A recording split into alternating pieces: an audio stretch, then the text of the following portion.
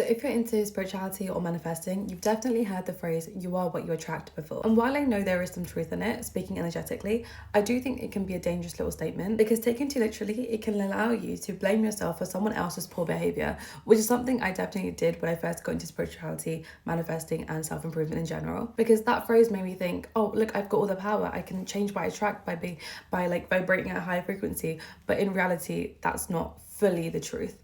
There's actually more to it. As I've been going through my spiritual journey, I've learned to believe you are not what you attract necessarily, but you are what you accept. And let me explain to you why this is a much more empowering mindset to have and actually gives you more control back, and it really changes the way you see your relationships and the people you let in and out your life. So what is the law of attraction if you don't know? So the law of attraction at a very basic level is that you attract what you're an energetic match for. It's the idea that each one of us vibrate at a different energetic frequency and we attract people, experiences and things that match and align with that same frequency. So if somebody is very confident, grounded, grateful and vibrating at a high energetic frequency, you're actually likely to attract more experiences and more people that make you feel more good and more aligned, if that makes sense. However, if you're feeling sad, ungrateful, operating in like a lack mindset where you're very like upset and negative, you're more likely to attract experiences and people and things that again match that frequency and keep you feeling that way.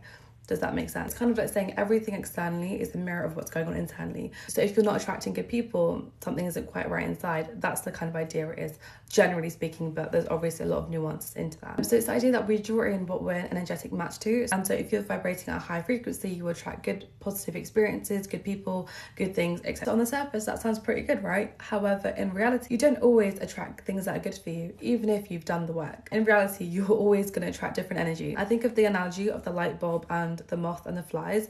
Like the light bulb is bright and white and light, but it still attracts moths, but they're obviously not vibrating at the same frequency, are they now? So even though you can be a light, you can still attract darkness. Does that make sense? And I think the problem is people get stuck in internalizing, why did I attract this? Why did I attract this toxic partner? Why did I attract this like horrible work environment? Why do I attract this and this and this? But in reality, there's multiple reasons why that could happen. It's not just because of the law of attraction, and we don't actually know what God's reason is for why he does certain things. I think we're asking the wrong question when we ask ourselves, why do we attract this? Why are we here? Instead, I think we should be thinking you don't get to control every single energy that enters your space. However, you do get to control what energy you allow to stay in your space. For example, say an ex comes back out of nowhere. It's not always a sign from the universe that, oh, you're at that frequency and you've now manifested your ex back in your life. Sometimes it's just a test from the universe to see if you've learned your lesson. Or it could be an opportunity for you guys to get some closure and you to become the best version of yourself and let that completely go. It doesn't always mean that you've attracted that because you and them are at the same vibrational frequency. I just think we get so stuck internalizing that belief about ourselves and getting stuck in ourselves. So as I was saying, the better question is, why did I allow it to stay? Or why did I accept it? Because attracting something isn't your fault, but allowing it to stay is on you, because attracting something and accepting something is not the same thing. You might attract someone who's emotionally unavailable. That's not an issue. The issue is if you stay, if you tolerate that behavior, because yes, in that case, it does maybe reflect what's going on inside. My sister always says, it's not who texts you, it's who you text back. It's not who asks you out, it's who you go on a date with. It's not just what you attract, but it's what you allow, what you tolerate, what you choose. It's what you choose to let in. And this is where the truth is. And this allowed me to integrate spirituality, spiritual beliefs and laws, and actual self-worth. You've got to think of it as your level of self-worth is a filter through the things that you allow and accept and reject in your life. You can do all the journaling, the therapy, the meditating, the reflection, the reading self-help books and high vibe practices, whatever you think that is. But if you still believe deep down you're not worthy of being treated well, you'll keep accepting the bare minimum even if better things show up. Because here's the truth, people can only treat you how you allow them to treat you. And every time you stay in a situation that doesn't honour you, you reinforce that standard to yourself. You reinforce to your nervous system that you're okay with that. Also tell them and the universe that you're okay with that. So yes, it is important to do things that make us feel positive and vibrate at a high frequency and just kind of get the energy going into like a higher frequency.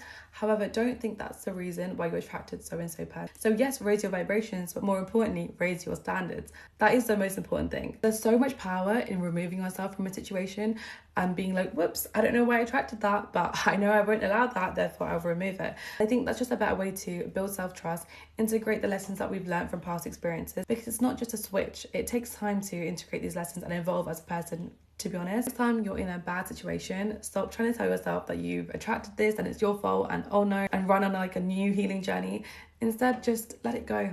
reject it. Instead, say no, hold your boundaries, and hold your standards. There's no reason to internalize it and blame yourself. And finally, just remember, you aren't what you attract, but you are what you accept. And if this message resonated with you, please leave a like, a comment, and let's just get this discussion going about maybe some common misinterpretations or misunderstandings you had during your spiritual journey, because I'd love to learn from you guys. I'm sure everyone else would love to hear what you think. Bye!